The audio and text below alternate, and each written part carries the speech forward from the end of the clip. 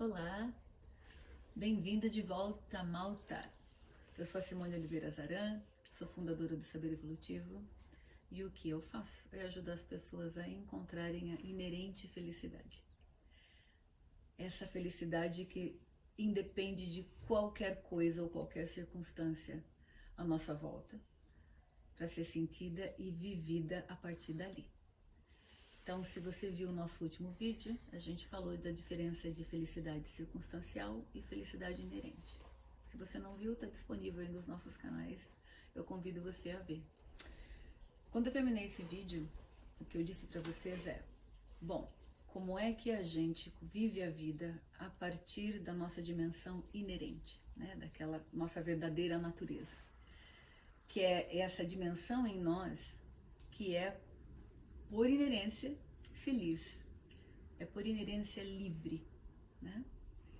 E é isso que a gente vai falar hoje. Então o vídeo de hoje é explorar um pouquinho das técnicas que podem levar a você, e certamente levaram a mim, a viver a partir dessa outra dimensão da minha existência, que é muito mais expansiva, onde há muito mais possibilidades do que na dimensão da identificação com o ego.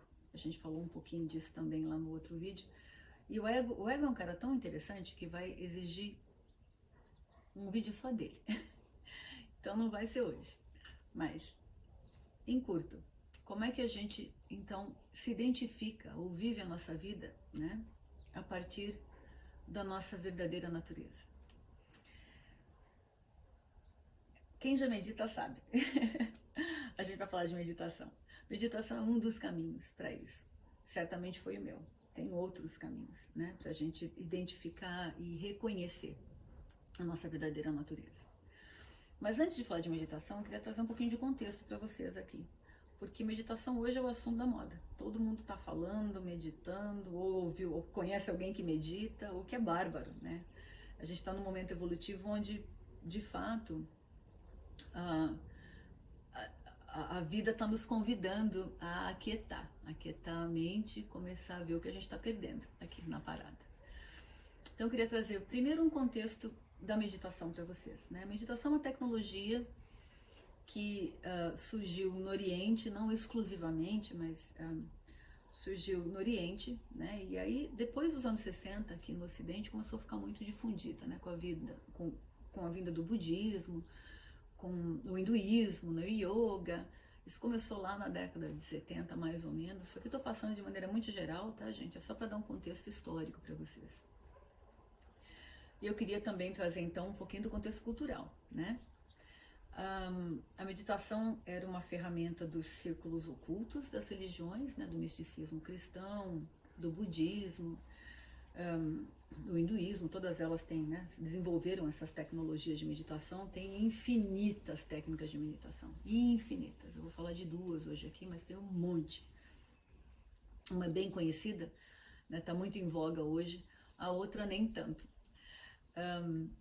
Mas pronto. O Oriente tende a olhar para o mundo, né, o oriental ele tende a olhar para o mundo e ele pensa assim, ó, de maneira geral, tá, gente? De novo, tô trazendo só um contexto, um grande guarda-chuva aqui. Ele olha para o mundo e pensa assim, bom, o mundo é cheio de desafios, né? A vida é complicada, como é que eu consigo um melhor relacionamento com a vida? Aí ele vai buscar dentro dele, né? Ele se volta para dentro dele e procura mudar, se adaptar, entender a partir do que é interno. O ocidental nem tanto. Ele faz o caminho oposto. Ele olha para a vida e constata a mesma coisa, né? A vida não é fácil, tem uma série de desafios, como é que eu vivo melhor? E daí ele tenta consertar fora dele, né? A gente vê isso muito claramente na medicina. Se você pensar a medicina oriental, é uma medicina que vai lá dentro e você procura resolver, né? Reequilibrar o organismo a partir de dentro. O ocidental criou a medicina alopática, né? Então ele vai lá e vai trabalhar sintoma, vai trabalhar, né? Você toma um remédio, normalmente as soluções são exógenas, né? Eu vou lá, tomo um remédio, faço uma coisa, e aí procuro tratar aquele sintoma. Isso não é nem certo nem errado, tá, gente? Não tem... Mas são abordagens diferentes. E por que eu estou trazendo isso? Porque quando a meditação começou a ficar popular, né, quando começou a ficar mais difundida, conhecida, e ela é uma tecnologia muito usada no Oriente, né, porque ela é totalmente para dentro. A meditação é um exercício interno, né? Quando ela chegou aqui no Ocidente, o ocidental pegou essa tecnologia e olhou para ela do jeito que ele olha para as coisas, né? Dentro do paradigma cultural que ele olha. Isso aqui é um instrumento. E aí ela começou a ficar muito difundida, porque a meditação tem uma série de efeitos colaterais, né? E todo mundo que medita sabe disso. Como a gente fica mais em paz, reduz a pressão arterial, reduz imensamente a ansiedade, né? Trata depressão, enfim, uma série de benefícios aqui que eu passaria a manhã inteira elencando para vocês. Mas não é o objetivo, isso não é o objetivo original da meditação. E eu sinto, né, e vejo que isso se perdeu. A gente tá de alguma maneira confundindo, né, o objetivo da meditação com os efeitos colaterais dela. Não que isso esteja errado, tá, gente? Pode ser que alguém fale, olha, é só isso que eu quero mesmo, eu quero ter mais calma, mais tranquilidade na minha vida, ter mais paz interior, dormir melhor, reduzir minha ansiedade, isso tudo é maravilhoso. Eu acho que a gente tem que querer isso mesmo, isso é ótimo. Mas quando a gente só pensa nisso, a gente está perdendo o que a meditação tem de mais precioso, que é pelo que ela foi criada. A meditação é a estrada real para a autorrealização. Autorrealização é você entrar em contato direto com a sua verdadeira natureza, né? Nessa dimensão onde mora a felicidade inerente do ser, a liberdade inerente do ser, o significado inerente do ser, tudo isso mora na sua verdadeira natureza. E a meditação é a estrada real que te leva até lá. Todos os outros efeitos da meditação são colaterais. Qualquer boa prática meditativa vai te oferecer esses efeitos colaterais, né? Muito, muito bem-vindos. Mas se a gente perde a linha do horizonte, a gente perde o maior presente que a meditação tem para nos dar, né? E é o que me move, Assim, eu acho que já tem suficientemente práticas difundidas e professores que vão ajudar qualquer pessoa a meditar com o foco de conseguir reduzir a ansiedade, aumentar a paz de espírito e tudo aquilo que eu já falei. Eu vejo menos pessoas que estão focados, na verdade, com a verdadeira transformação que a meditação provoca na nossa vida, que é muito, imensamente, infinitamente, é absolutamente impossível de eu explicar para vocês em palavras, traduzir em palavras a transformação possível que uma meditação pode fazer, né?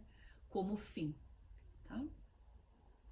Mas é o que me move, foi o que aconteceu comigo e é o que que o meu coração tem vontade de dividir com vocês. Então eu estava falando de tipos de meditação. Alguém começou a catalogar. Parece que a pessoa quando chegou, eu não lembro quem é o autor, mas quando chegou nas 70 mil ele parou, né, de tantas práticas meditativas que tem. Muita gente pensa, a meditação não é para mim. Eu vou ter que ficar aqui, parar minha mente, eu não sei parar minha mente, eu tentei meditar e não consigo. Então, importante distinção da meditação, gente. Primeira grande importante distinção. Existe o caminho do Sutra, que é o caminho onde você vai tentar parar sua mente, né? E não é fácil, porque é que nem um carro que está 180 km por hora. Se você colocar o pé no freio, ele não vai parar imediatamente, ele vai arrastar um tanto até que ele pare, né? A nossa mente está a 180 km por hora o tempo todo. Então, as práticas meditativas que têm por objetivo parar a mente, que a gente chama os caminhos do Sutra, elas vão necessariamente implicar em que uma renúncia, né? Você renuncia a todos os estímulos, né, da vida aqui como a gente conhece. Acha uma caverninha bem boa aí, numa montanha, um templo qualquer, se isola e você vai então procurar parar a sua mente e encontrar, acessar essas dimensões mais sutis da sua existência através da suspensão, né? Não só da mente, mas das sensações, dos sentimentos, das emoções. Então a gente praticamente reduz a zero todos os estímulos e aí a gente medita. essa é a prática mais, foi como, mais ou menos como a meditação surgiu mesmo, né? É por isso que ela era restrita aí aos círculos de iniciados, né? Pessoas que eram os monges que faziam isso. Hoje não mais, né? A vida como tudo evolui e a gente tem uma abordagem que é a abordagem do Tantra, né? Não vai ter nenhuma prova a respeito disso, gente. Precisa guardar os nomes. Eu só estou dizendo para vocês, dando um contexto de onde é que vem algumas ideias que a gente tem sobre meditação. O Tantra olha para a vida de outro jeito. Não tem sagrado e profano, né? Não tem o círculo dos iniciados e o mundano. O sagrado está no mundo. O mundo é sagrado, com todas as suas expressões. Então, se não for a sua praia encontrar uma caverninha aí para você se isolar do mundo e meditar, não era minha, com certeza não foi o meu chamado. O Tantra vê tudo isso aqui como sagrado, né? Não existe sagrado e profano, tudo é sagrado. O sagrado está em tudo, criou tudo. Então, por isso, eu não preciso me isolar, né? Para poder experienciar e realizar o divino, as minhas dimensões mais profundas, ou a minha última dimensão profunda, né? Que eu também chamo do chão da existência, a sua natureza verdadeira. Você não precisa. E aí, para ir para o Tantra, né? Você não precisa parar a sua mente. Você tem outros caminhos para fazer isso. Então, meditar não necessariamente precisa parar a mente, tá, gente? Isso é característica de uma determinada linha meditativa. A original, normalmente, né? Que é mais comum. Então, vamos lá. Nas linhas meditativas, em que você não tem que parar a sua mente, né? A gente tem meditação dual e não dual. O que é dualidade? Eu vou falar de maneira bem simplesinha aqui, porque a gente vai ter que entrar nesse assunto, não vai ter que ter um vídeo só para ela. Assim como o ego tem que ter um vídeo só para ele, não dá pra gente abordar tudo agora. Mas de maneira bem simples, né? A dualidade é a existência. Tudo que existe, existe na dualidade. A vida se dá na tensão da morte, né? E do desejo de viver, né? De sobreviver. E o que é natural à existência, que é a morte. Tudo se dá na dualidade, é onde a existência acontece, né? É onde todas as percepções acontecem, é onde o que a gente chama de vida acontece, aqui na dualidade. A não dualidade é como se fosse o campo infinito que suporta toda a vida. Ela é mais embaixo, o buraco aqui é bem mais embaixo da não dualidade, né? É a transcendência, é o além da mente, é o além do corpo, é o além de tudo isso. É o campo que vai além. Meditação não dual é a meditação que nos leva à experiência desse campo infinito e único. Tá, gente? O campo é único. Ele não é interligado. Existe uma diferença. Interligado são várias entidades que são conectadas. É um único campo, só tem uma única entidade que sustenta tudo isso. A meditação não dual leva a gente à experiência dessa unidade que está além de qualquer dualidade. Além de mente e não mente, corpo e não corpo, vida e morte, né? Não são conceitos fáceis, tá? Mas é interessante a gente começar a se aproximar dessas ideias, porque elas são incomuns pra gente, né? A gente acha que a totalidade da existência é isso aqui que a gente percebe. Mas na verdade o que a gente está percebendo é uma fração da vida, né? Da existência, do infinito. Uma fração pequenininha, da mesma maneira que a gente consegue perceber, captar e não captar a banda de cores ou de sons, né? Os nossos sentidos, eles captam até um certo tanto de cor, né? De som, de percepção. Então, meditação não dual, ela leva você a acessar esses campos sutis e, em última análise, ancorar a sua existência, a sua percepção de vida a partir deles, né? E eu queria que a gente fizesse um experimento rapidinho, então. Quero convidar vocês a experimentar um pouquinho da meditação de mindfulness, que é o mais comum, e um pouquinho da meditação não dual, para vocês sentirem a diferença, tá bom? Então, vamos lá? Coluna ereta, gente. Meditação, na minha linha, né, de onde eu vejo, isso para vocês é como eu vejo. Há uma série de interpretações aí, mas eu posso oferecer de novo eu, porque é a minha história, a minha verdade. Mas não precisa de muita preparação, tá? O que você precisa é de um espaço tranquilo, obviamente desconectar, né, de qualquer celular, computador e tudo mais. Senta com a coluna ereta, porque a tendência quando a gente deita é relaxar e dormir.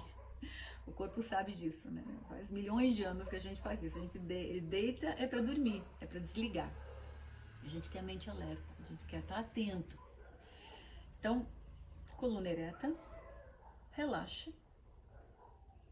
E a gente vai fazer bem curtinho, tá, gente? São só uns segundos para vocês poderem sentir um gostinho do que eu tô falando. Fecha os olhos, ou pode deixar os olhos a 45 metros, assim, olhando para o chão, mas sem focar em nada em particular, é só deixar a luz entrar devagarinho, você escolhe. E respira. A gente vai fazer primeiro a meditação de mindfulness. A gente vai usar um conteúdo da nossa experiência para meditar, tá? Que aqui no caso vai ser a respiração. Eu quero que você preste atenção na sua respiração, quando o ar entra, quando ele sai. Não precisa interferir, só observa.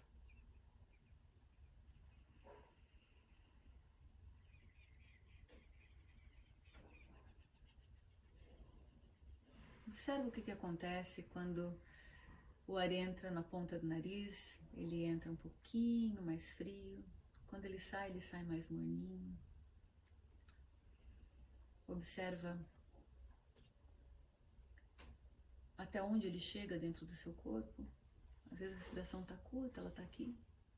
Às vezes você consegue trazer mais para o meio do peito. Às vezes você consegue trazer para a barriga. Não tem certo e errado, só observa. Observa que às vezes você se perde na respiração, a mente passa um pensamento, gruda na mente e leva ela embora. Você traz de volta e observa.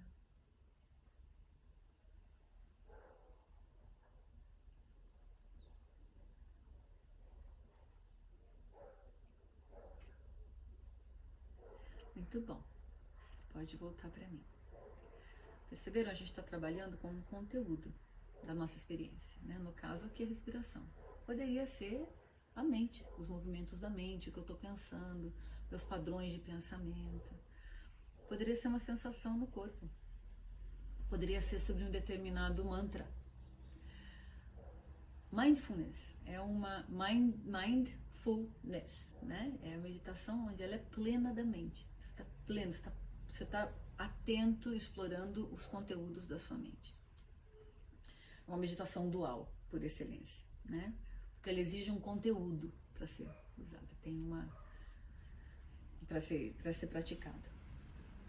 Aí eu tenho meditação não dual, né? A meditação não dual, ela é além da mente. Sabia? O quê? Você não sabia que tem um além da mente? Tem um além da mente, tem um além do corpo, tem um além de tudo. É que a gente está sempre tão fixado nos conteúdos, né? A nossa mente está tão acostumada a estar fixada em alguma coisa que a gente não percebe que tem algo que é muito além de tudo isso. Tá bom? Então agora vamos experimentar um pouquinho de meditação não dual. Mesma coisa. Coluna ereta, uma posição confortável, que você não tem que ficar se mexendo, né? A imobilidade do corpo é mais da metade do caminho andado para meditação. Não precisa ficar desconfortável, tá, gente? Ninguém ganha ponto extra nessa linha meditativa por sentir dor. Então não é por aí. Fica confortável. E vamos lá. Fecha os olhos ou mantenha os olhos abertos no ângulo a 45 graus ali, mirando o chão, mas sem focar em absolutamente nada. Agora eu quero que você foque no espaço além da sua mente.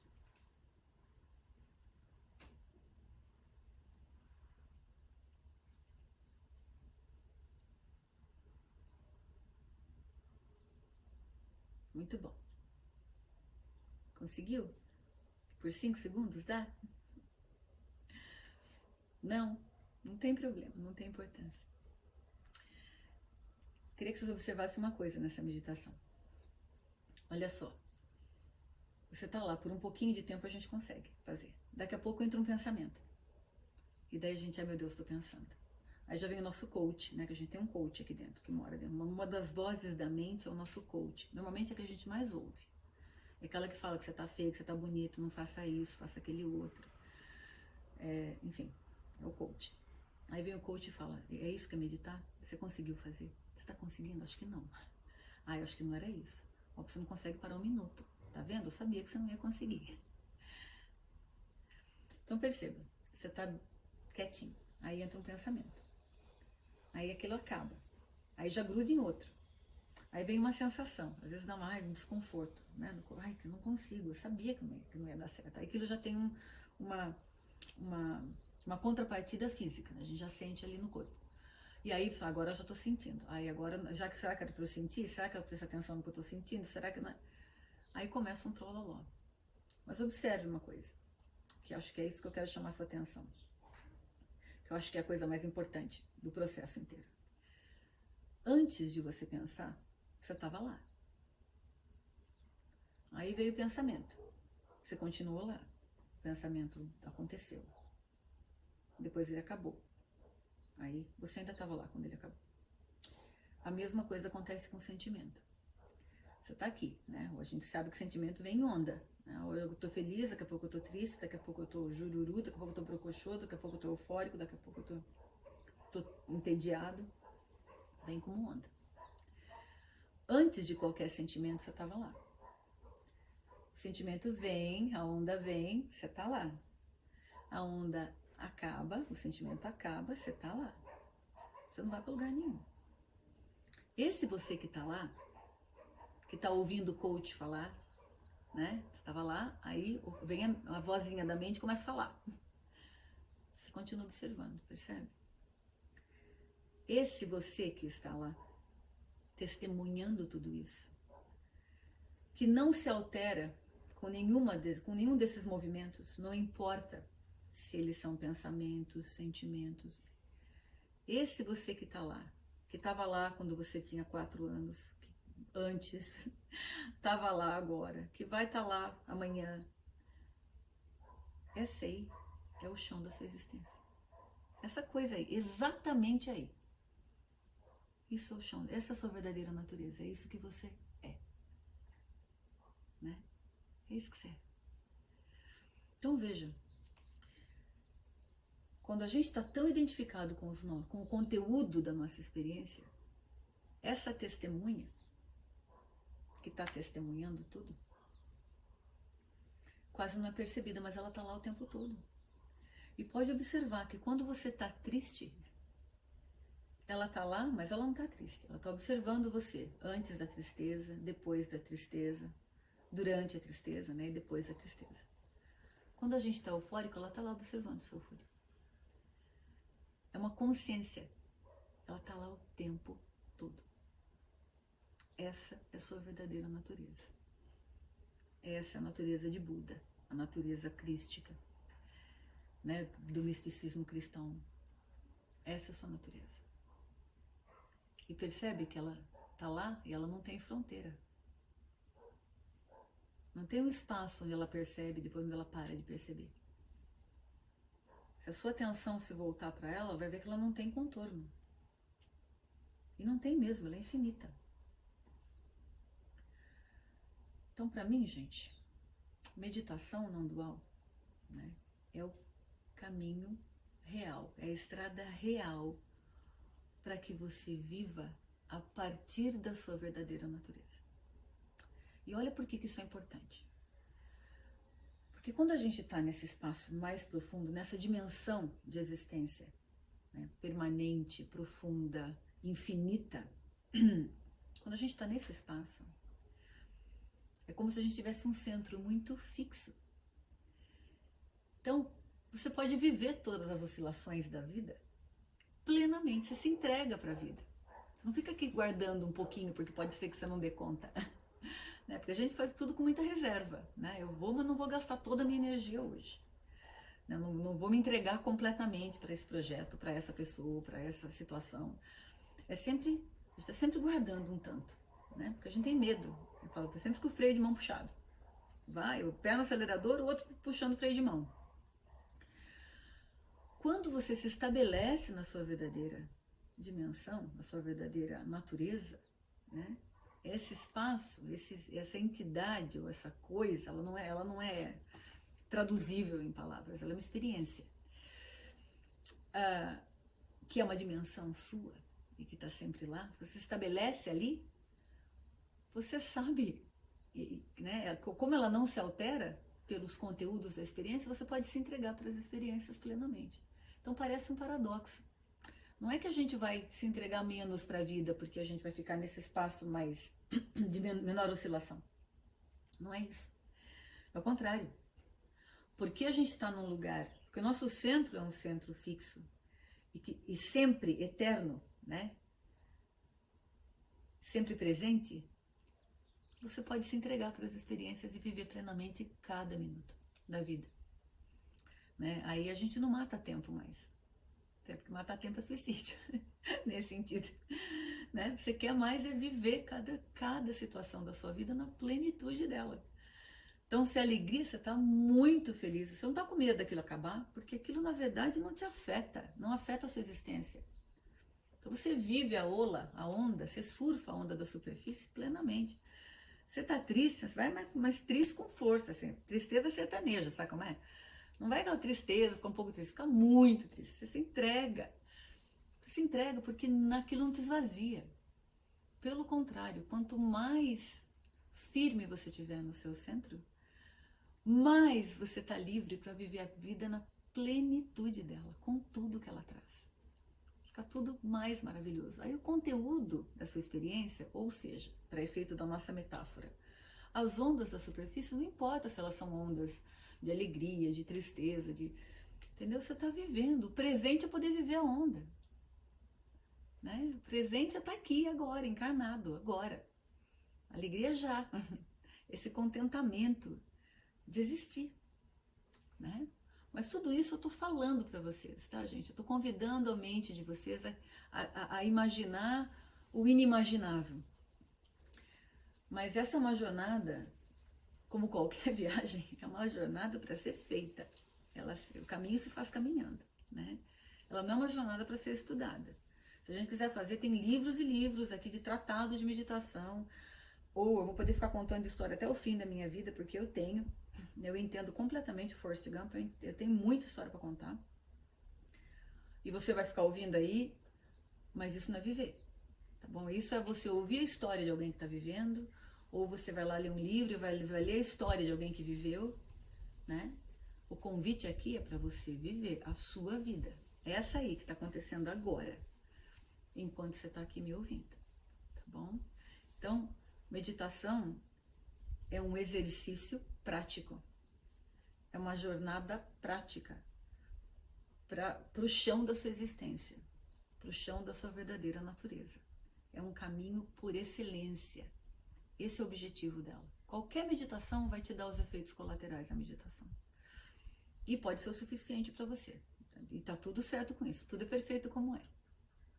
Mas se não é o que você quer, se você está buscando de fato um sentido para a existência, uma experiência de vida, de modo que você não sinta que você morreu sem ter vivido, a meditação é uma enorme, imensa, maravilhosa ferramenta que pode te ajudar a chegar lá, tá bom?